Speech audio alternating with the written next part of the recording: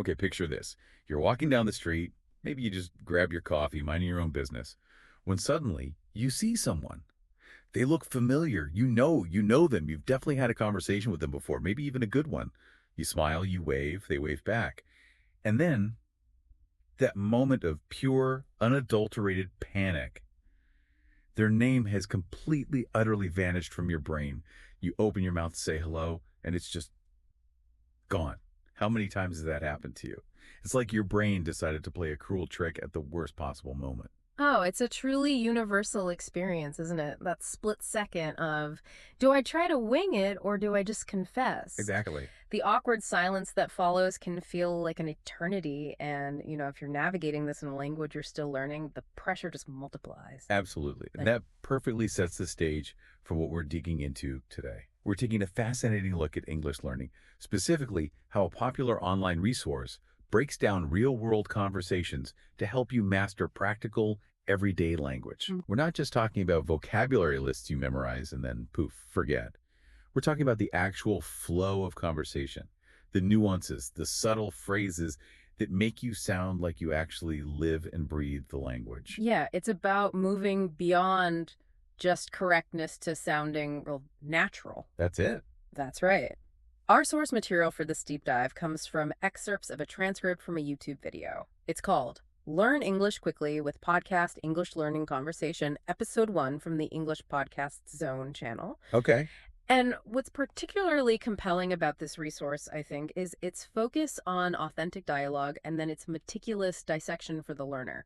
It's about understanding how to approach learning those tricky natural phrases that truly make you sound like a native speaker. Right, not just someone who's like memorized a dictionary or a grammar book. Exactly. This isn't about rote learning, it's about practical application, real use. And for you, our listener, our mission today is to extract the most important nuggets of knowledge from this material. We want to give you not just new vocabulary, but also hopefully profound insights into effective language acquisition. Hmm. And let's be honest, some actionable strategies for navigating those common, slightly embarrassing social interactions in English. Because when your name recall fails you, you definitely need a backup plan. You really do. So let's unpack this scenario. Okay. So we're setting the scene with a situation that I think hits close to home for so many of us, whether you're a native English speaker or you're learning the language. Definitely. The core scenario presented in the source material features an unexpected meeting between two people, Nick and Anna. And Nick finds himself in that classic kind of cringeworthy predicament. He can't remember Anna's name. Right. The universal deer in headlights moment. Totally. Especially when you're trying to communicate effectively in a second language. You might know the grammar, you might know the vocabulary, but when your mind goes blank on something as fundamental as a name, Yeah. all that knowledge can feel like it just vanishes. Yeah. The pressure just multiplies, doesn't it? It absolutely does. And that's precisely why this particular scenario is such an effective starting point for language learning, Mm. The source emphasizes learning real English and everyday English, which is just crucial for any learner looking to move beyond textbook formality. Right. The stuff people actually use. Exactly. These aren't just phrases you'd find in a grammar exercise. These are phrases that people genuinely use in their day-to-day lives, from casual greetings to navigating awkward social moments. So this focus makes the learning immediately applicable and practical for you, the listener.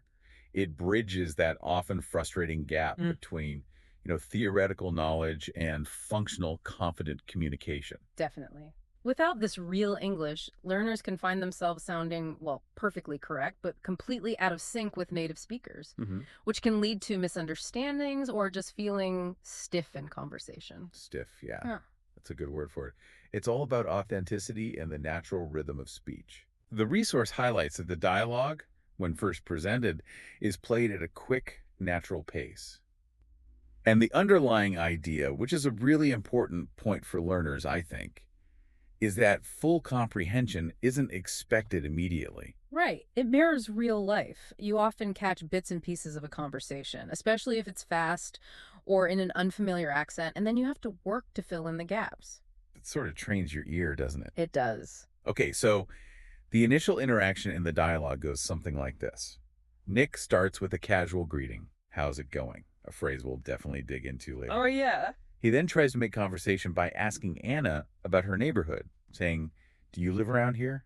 Standard small talk opener. Anna reveals her office is right around the corner, which tells us they're in the same general vicinity. It turns out they met previously at a conference, and Nick, remembering their interesting conversation about foreign investment, quickly mentions he's in a bit of a hurry, Okay, setting up an exit. but wants to exchange contact details. Yeah. He's clearly trying to salvage the conversation despite his time crunch. And here's the pivotal, sort of heart-stopping moment, Nick's embarrassing confession. Your name has just slipped my mind. Oof. You could almost feel his discomfort through the transcript. Totally. And Anna, being the kind and understanding person, immediately reassures him with, "Don't worry about it. It happens to me all the time. I'm terrible with names too." Which is such a nice, relieving response. Yeah. That entire exchange, from the casual greeting to the awkward confession and the reassuring response, is just packed with natural, everyday English. It really is. And that initial quick playback, it serves a critical purpose. It immerses the learner in the authentic rhythm and speed of native conversation, even before the specific vocabulary is broken down. Okay. It's an effective pedagogical approach because it sets the context and primes the listener for what's to come. It shows that language isn't just about individual words, but about how those words flow together in real-time interactions. Right, with all the hesitations and social cues and politeness built in. Exactly. It exposes you to the music of the language before you dissect the notes, so to speak. I like that, the music of the language. Exactly. And that's where the brilliance of this resource truly shines, I think. Yeah. Once that initial quick dialogue is played, the source goes into a detailed breakdown, dissecting these crucial phrases for you, the learner. They call them language takeaways, and they are exactly that, nuggets you can immediately take and apply to your own English communication. This isn't just about passively listening, it's about actively acquiring tools. Indeed. And the first phrase unpacked is, "in a bit of a hurry." Now, this is an incredibly common and useful expression. When Yeah. you say you're in a bit of a hurry, it just means you don't have a lot of time or you need to move very quickly. Like Nick in the dialogue, he uses it to politely excuse himself from a longer conversation, but he still expresses that desire to connect later. Precisely. He's not just saying, "I have to go," which Yeah. can sound a bit abrupt. Yeah, a bit dismissive, maybe? "I'm in a bit of a hurry." Softens it. It implies an external circumstance is compelling him to leave, not like a disinterest in the conversation or Anna. It provides a polite, indirect reason. And the source gives some excellent examples to illustrate this. You might hear someone say, "Can you drive faster? I'm in a bit of a hurry." Okay, needing to get somewhere quickly. Or, "I can't talk right now. I'm in a bit of a hurry." Imagine you're on a busy street and someone stops you, but you're late for an appointment. This phrase is perfect and a very practical one. "I'm in a bit of a hurry, so I'll check these files later." Okay, in a work context, it's a polite and clear way to convey urgency, isn't it? Especially in a professional or social setting where you need to excuse yourself without seeming rude or unengaged. Exactly. It's about maintaining social grace while communicating a time constraint. It shows consideration, even when you're rushed. It truly does. It's a way of saying, I value this interaction, but circumstances are pressing. Spot on. And the next phrase, "contact details," is equally practical and foundational for building connections. Right. This refers to the essential information needed to get in touch with someone. Think of everything you find on a business card or that you'd need to reach out, Yeah. professionally or personal. Name, phone number, email. Yeah, all that stuff. Yeah, exactly. Name, telephone number, email address, maybe a mobile phone number. In the dialogue, Nick wants to ensure Anna still have his contact details for future meetings. And this isn't just a business context. It's essential for any follow-up, whether it's for a potential collaboration, a social event, or just to continue an interesting conversation you started. It's a foundational phrase for networking, definitely, but also just plain old staying in touch. You hear it all the time when people are making plans or following up. It's concise and covers all the bases like, "Can I get your contact details?" Is much more efficient than listing out your phone number, your email, your address. It bundles it all up neatly. It really does. You might use it in a casual setting after hitting it off with someone new, saying, "Hey, it was great chatting. Maybe we should exchange contact details." Very versatile, widely understood. Whether you're at a professional conference or just a casual gathering. Precisely. And then we get to the star of the show, the phrase that perfectly encapsulates Nick's embarrassing moment, slipped my mind. Oh, yes. This one. This is described as a funny or strange phrase by the source, perhaps because it sounds a little whimsical, but it is remarkably common and natural in English. So what does it mean exactly? It means you accidentally forgot something. Crucially, it implies the forgetting was unintentional, a momentary lapse, rather than, say, a deliberate oversight. It's absolutely brilliant because it's an apology wrapped in an explanation that takes the edge off, doesn't it? It really does. It's not, I forgot your name because I don't care. It's more like my brain just had a momentary glitch. The phrase implies that the information was there. It just temporarily vanished. It takes the blame off intentional neglect. Right. The examples from the source really highlight its usage. Like, I'm sorry I forgot to respond to your email. It just slipped my mind. You can imagine someone saying that with a slightly sheepish look. Totally. Or the more dramatic one, don't you know what day it is today? Oh, it's your birthday. It completely slipped my mind. Ouch. You can just hear the sudden realization and immediate regret in that one. Exactly. It softens the blow of forgetting, which, as we discussed, is crucial for maintaining politeness and good social standing in English communication. So you're admitting a fault, but framing it in a way that's relatable and kind of excusable. That nuance is key. Using slip my mind instead of just I forgot adds that layer of politeness and suggests an accidental nature to the forgetting. It's much more gracious, much more culturally appropriate in many English-speaking contexts. Yeah, that makes sense. But it raises an important question. Are there situations where slip my mind might not be the beast choice? Like maybe for something more serious than a name. That's a really important distinction to make. Yes. While slip my mind works beautifully for minor social gaffes, a forgotten name, a missed email, a small detail in a casual chat. Right. It would sound inappropriate, even dismissive, if you'd forgotten something with significant consequences. Like a major work deadline, maybe? Exactly. Or a crucial appointment for a job interview, or a promise that someone was really relying on. For those, a more direct and sincere apology is needed. So something like, I sincerely apologize. I completely overlooked it. Or I take full responsibility. I forgot. That sounds more appropriate. Far more appropriate. It's about calibrating the softness of your apology to the actual impact of the forgetting. So while slip my mind is a great social lubricant for minor slips, it's definitely not a universal excuse for serious oversights. That makes perfect sense. It highlights the importance of understanding that unspoken social contract, you're admitting fallibility without undermining serious commitments. That's a nuanced layer of politeness many learners might miss, focusing only on the literal meaning without considering the social weight. It's about choosing the right kind of apology for the right situation, which is a common challenge in any language, I suppose. Absolutely. Okay, so the source then moves into a section they call putting it together, which, as the name suggests, helps you understand how individual words fit into common phrases and how to sound more fluent. Right, combining those individual nuggets into natural sounding expressions, giving you the tools to articulate not just what happened, but also where things are. Exactly. And the first phrase in this section is around here. The core meaning is quite simple. It means close by or near this location. Like in the dialogue, Nick asks Anna, do you live around here? He's asking if her home is in the immediate vicinity of where they are right then. Very casual, very common way to inquire about someone's proximity to your current location. It's a simple question, but incredibly common for starting casual conversation or even asking for directions, right? You might use it if you're exploring a new neighborhood and ask a local, are there any good coffee shops around here? Precisely. But what's really interesting are the variations and nuances the source points out. For instance, right around the corner. Okay, what's the difference there? This implies something is on the other street or very, very close by, often literally just a short walk away. Anna uses it to describe her office location. My office is right around the corner. Ah, so it's even closer than just around here. Generally, yes.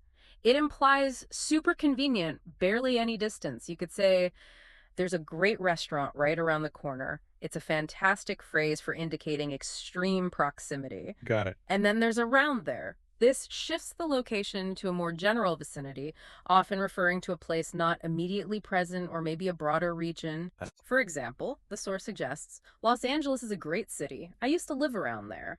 This doesn't necessarily mean you lived in the city center, but somewhere in the broader LA area, maybe a suburb or a nearby town. Okay, more general. Or if you're discussing a friend's new job in a different city, you might ask, so what's it like living around there? Right. These subtle shifts in phrases like around here, right around the corner, and around there are what make conversations more precise and natural, aren't they? They really are. They move you beyond just simple, rigid prepositions and allow for a more nuanced description of proximity. It gives your English a far more authentic feel. Yeah, learners often struggle with these minor prepositions, so understanding these common idiomatic uses is a significant step towards fluency. Definitely. It's the difference between sounding like you're giving a rigid GPS coordinate and sounding like you're having a fluid, natural conversation with a friend. Well put. Okay, our next phrase in putting it together is terrible with. This is a fantastic, common way to express a lack of ability or a tendency to be bad at something. And it's often used in a self-deprecating way, which is a common feature of English conversation for building rapport, making connections. And it's used so perfectly by Anna in the dialogue to reassure Nick, right? I'm terrible with names, too. Exactly. This not only makes Nick feel less embarrassed, but also demonstrates that shared human experience of fallibility. It immediately creates a connection, a sense of, you're not alone in this. Yeah, it's self-deprecating, but also a way to build empathy. The source provides excellent examples of its versatility, like, you're terrible with numbers, you can't even remember your own telephone number. Ouch. Harsh, but possibly true for someone. Or, I'm terrible with directions, I'm always getting lost. Very relatable for many. Oh, definitely me sometimes. And another one. I'm terrible with faces. I can never remember what people look like. I have to admit, I'm terrible with numbers myself. Ask me to do anything beyond basic arithmetic, and my brain just, it kind of shuts down. Huh. Like a built-in calculator, but the batteries are always dead. I can absolutely relate to that feeling, and I'm terrible with faces sometimes, especially if I've only met someone once briefly in a crowded setting. Oh, yeah. Yeah, I've been known to completely walk past people I've had conversations with a week prior and then have that awkward, oh, I'm so sorry, I'm terrible with faces moment. It's a common human experience, isn't it? Yeah. The way this phrase is used in the dialogue, it's not just about confessing a weakness, but using it to comfort someone else. That's a very natural and empathetic conversational strategy. It immediately diffuses the tension and makes the other person feel better. It truly is. It Yeah. normalizes the situation, and that's so important in social interactions. It shows kind of emotional intelligence in language. Definitely. Now, after breaking down all this vocabulary in these phrases, the original resource uses a really effective technique. Hmm. They replay the dialogue a second time, but at a slower speed. Ah, yes, the slower replay. This is crucial for you, the learner. By this point, you've heard all the explanations, you've seen the examples, and suddenly the conversation that might have sounded like a blur the first time around becomes much, much clearer.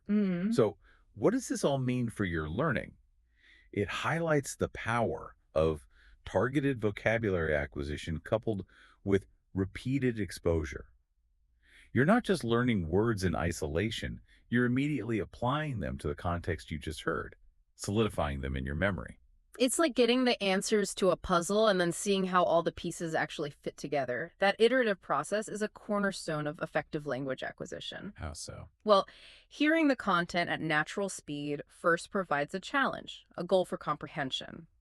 Then the breakdown offers the tools and the deep understanding of each component. And finally, the slower second listen allows for a smooth consolidation of that understanding. Right, it's a structured approach that builds comprehension step by step. Exactly, gradually guiding you from just a general impression to a precise understanding. And it builds confidence because you experience a clear improvement in your comprehension right there. That makes sense.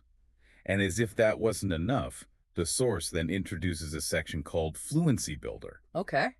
This part of the deep dive is all about how simple phrases, sometimes just a few words, can make you sound incredibly natural or native. Ah, moving beyond just being correct to sounding authentic. Precisely. It's about moving beyond just being grammatically correct to truly embodying the feel and rhythm of the language. This is where English learning gets really exciting for many people because it's about sounding, well, real. What's fascinating here is that the focus shifts from individual vocabulary to the rhythm and intonation of common greetings, which are often overlooked in formal instruction but are so important. Like what?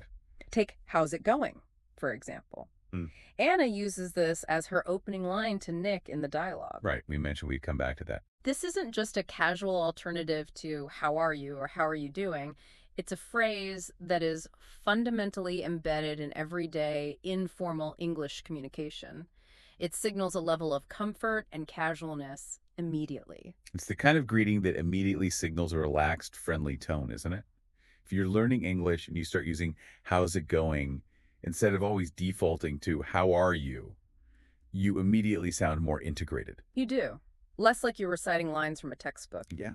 It captures the feel of native conversation, which is about so much more than just getting the words right. It's about understanding the unspoken social cues and the natural flow. Mm-hmm. But what else does "how's it going" convey beyond just "are you well"? Does it imply an expectation for a longer conversation, or can it be just a quick drive-by greeting? That's a great question, and it really gets to the heart of conversational nuance. "How's it going?" is incredibly versatile. Okay. You can use it as a quick hi in passing, perhaps with just a nod, and that might mean just checking in, no need to stop and chat. Right, just acknowledging someone. Or, with different intonation, maybe a more drawn out, "How's it gooing?" accompanied by eye contact and a pause and invitation to elaborate. It signals that you're ready for a longer conversation. So the delivery matters a lot. Hugely. This is where learning isn't just about words, but the music of the language. Again, the pitch, the rhythm, the nonverbal cues that go with it. Mastering this phrase allows you to gauge the social situation and signal your intentions effectively. It conveys a level of comfort and familiarity that more formal greetings just don't, making the conversation feel much more natural and authentic for both parties. Absolutely. It's about conversational fluidity. Selecting the right greeting for the right social context is a subtle but powerful marker of fluency. Mastering these simple phrases allows you to navigate social interactions with greater ease and confidence, making the conversation feel more authentic. Definitely. This raises an important question, though. Beyond just vocabulary, how do you actually handle these real-life awkward moments in English when they happen to you? hmm The source provides some fascinating personal anecdotes and clever tricks that are genuinely useful. It shows how even native speakers struggle and adapt. Like what? Tell me more. Well, one of the hosts from the source, Marco, shares a truly relatable, albeit very embarrassing story. Uh-oh. He recounts how he once forgot his uncle's name at a family reunion. His uncle. Yeah, he hadn't seen many of his aunts, uncles, and cousins in a while, and suddenly, standing face to face with one of his uncles, his mind just went blank. He describes it as an oh, that's pretty embarrassing I moment. can only imagine the sheer panic of not knowing what to call a family member, especially someone you're supposed to know well. That must have been immense. It's a common fear in social situations, isn't it? And multiplied if you're not fully confident in the language. Oh, definitely. So what did he do? How did he handle it? Well, he had to resort to discreetly asking another cousin for the name, whispering, "Hey, who is that guy?" The classic move. Mm. Desperate, but effective sometimes. Totally. And once he got the name, Uncle John, he had to admit, "Oh man, I totally forgot." But here's where his quick thinking came in. His temporary workaround was just to call him Uncle. Just the generic title. Exactly. He explains, "I didn't know what to call him, so I just called him Uncle," which allowed him to avoid using the wrong name, or even worse, just awkward silence or no name at all. That really shows how quickly you have to adapt and think on your feet in these situations, doesn't it? Especially when you're navigating social waters in a different language. Sometimes a general term can save you. That's a brilliant improvised solution born out of necessity. It highlights a common strategy. When you're caught off guard, sometimes a general polite term can save the situation. Think about it. If you can't remember someone's name, you might use a generic sir or ma'am if appropriate, or even just focus on the conversation topic without needing to use their name repeatedly. It's an example of practical problem solving in a social context. A valuable skill for any language learner. It's about being resourceful. Ex- And another host, Erica, provides an equally practical and very clever trick. particularly for business settings. Oh, what's her trick? Her advice is to ask for someone's business card or, failing that, to ask them to write down their email address. It's so simple, yet so effective. Ah, that is clever. This is a highly effective and subtle strategy because it offers a perfectly legitimate, professional reason to get their name spelled out right in front of you. Right. The clever reasoning behind it is that their full name is usually spelled out clearly in their email address. So if you've forgotten their name, asking for their email gives you a perfectly valid excuse to look at their name. Without having to admit your memory lapse. Brilliant. It's a lifesaver in networking events or client meetings where remembering names is often quite important. It's genius. It's a direct, actionable strategy that you, the listener, can use the next time a name slips your mind in a professional context. It connects directly to that aha moment, a simple, polite way to solve a potentially embarrassing problem. Another related trick I've heard is to introduce two people to each other, even if you know them both. You might say, "Oh, friend A, have you met?" Slight pause, hoping friend B introduces themselves. Ah, putting the onus on them. Exactly. This puts the onus on them to reintroduce, ideally saying their name, or "I'd love for you two to meet," and then just let them start the introduction. Clever social maneuvering. It can be. Now, after all these detailed explanations and personal anecdotes, the original resource employs its final, powerful step, playing the dialogue one more time at natural speed. Right, the third listen. The brilliance here is that by this point, with all the vocabulary defined, the phrases explained, the nuances highlighted, and the context thoroughly discussed, the listener should achieve full comprehension. It really solidifies the learning. It's a powerful demonstration of the effectiveness of this layered, iterative learning methodology. You start with exposure to the raw natural language, Mm-hmm.